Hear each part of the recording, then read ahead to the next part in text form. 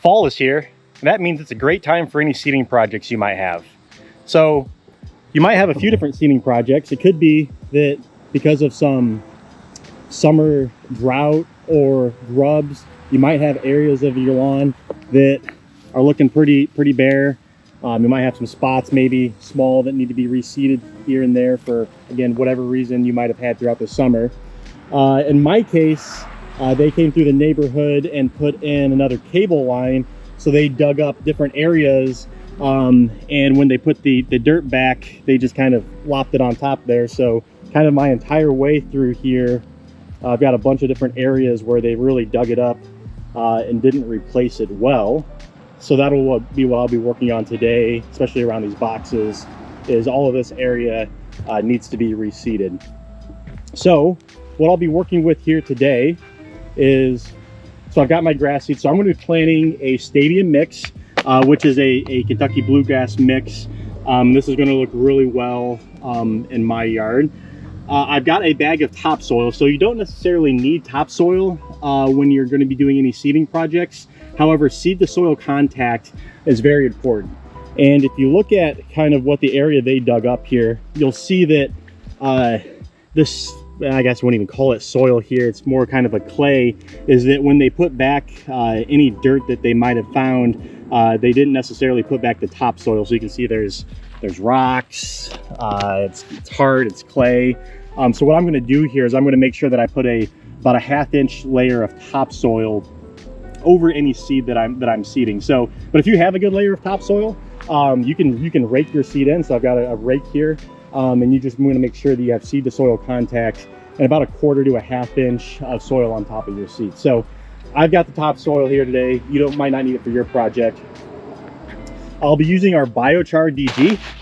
So this is our biochar on a dispersal or granular technology. And this is really going to help with germination, as well as moisture and nutrient retention. So really good to make sure that you're retaining those moisture and nutrients when you put down any new seed, and you keep it not only touching the soil, but moist throughout its germination process. And then finally, I'm actually not going to be using a starter fertilizer today. I'm going to be using our Core 12-8-12. So the reason I'm going to be using this is it's an all quick release and has higher levels of phosphorus than some of our other fertilizers. And since it's fall, I'm actually going to be fertilizing my entire lawn. So this is a good product to use not only for your fall fertilization, but also if you're doing any seeding projects because of that quick release and the higher levels of phosphorus. So I'm skipping the starter fertilizer. I'm just going to use the Core 12-8-12, kind of kill two birds with one stone, fertilizing my entire lawn, but also making sure that I'm fertilizing the areas that I'm going to be reseeding. So that's the project for today, and let's get to it.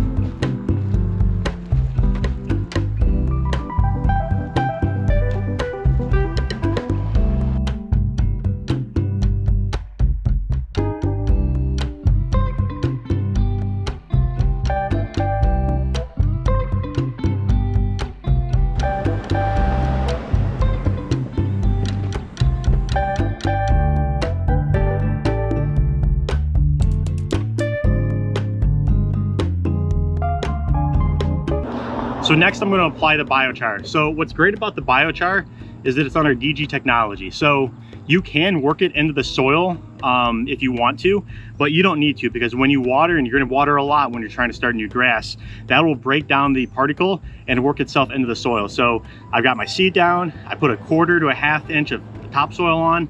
Now I'm going to put my biochar on.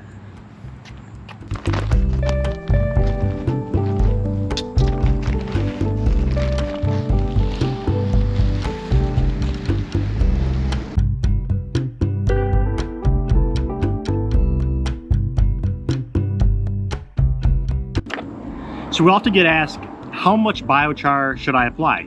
And the answer is how much can you apply essentially. So you can't apply too much. It's only going to be beneficial. So you might have seen me here. I was using my hand spreader just to make sure that I was getting it in the areas that needed to go. But really I wanted more, so I kind of just used this almost like a little bucket and was shaking it. So you'll want to apply as much biochar, especially to the newly seeded area, as you can. It's only going to be beneficial to your knee seed. It's only going to be beneficial to the soil that you're putting it down on.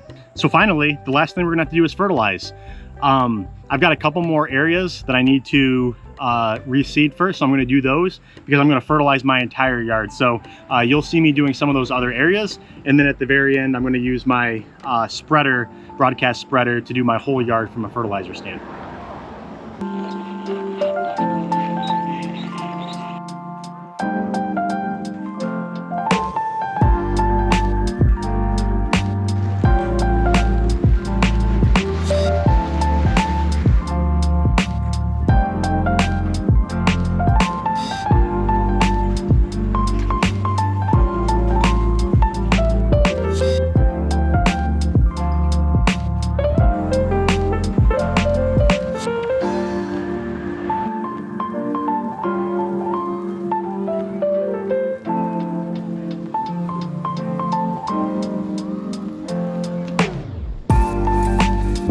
And finally, you're going to want to make sure that you water consistently.